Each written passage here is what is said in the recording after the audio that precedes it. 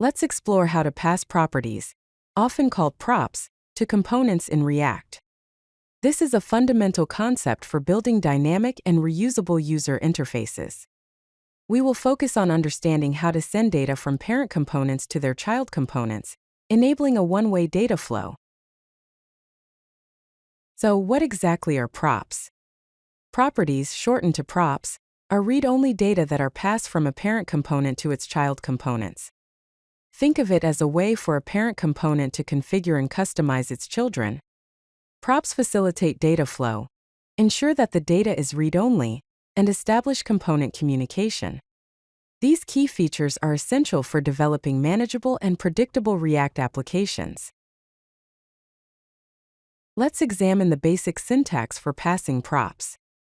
In the parent component, here named as app, we render a welcome component, passing it two props, name and age. The name prop is assigned the string value John, and the age prop is assigned the numerical value 25. Inside the child component, here the welcome component, we receive these props as an argument. We can then access these props using props.name and can display them inside the h1 heading element. For cleaner and more readable code, you can destructure props directly in the function definition.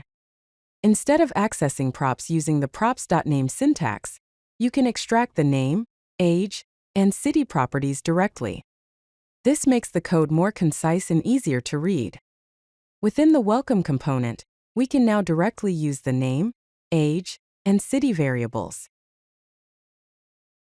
You can also provide default values for props, which act as fallback values if a prop is not explicitly passed.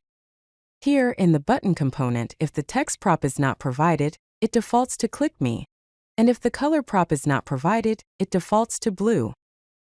This ensures that the component always has a value, preventing unexpected errors. The code shows usage with and without props to demonstrate how the default values are applied. Props are versatile and can handle various data types, including strings, numbers, booleans, arrays, and objects. This flexibility allows you to pass any kind of data your components need.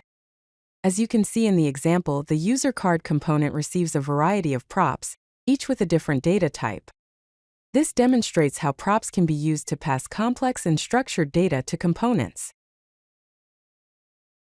To ensure that components receive the correct data types, you can use PropTypes for validation.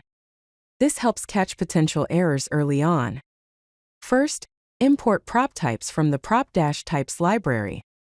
Then define the PropTypes for your component, specifying the expected data type for each prop. You can also mark props as required using is required. This validation helps maintain code quality and prevents runtime errors. To maximize the effectiveness of props, follow these best practices. Start by using descriptive names. Choose clear and meaningful prop names that accurately reflect the data they carry. Also, validate props. Use PropTypes or TypeScript for type checking and documentation to ensure data integrity. Keep props simple. Avoid deeply nested objects and complex data structures to maintain readability and performance. If you like this video, hit that like button and don't forget to subscribe. Visit CodeLucky.com for more such useful content.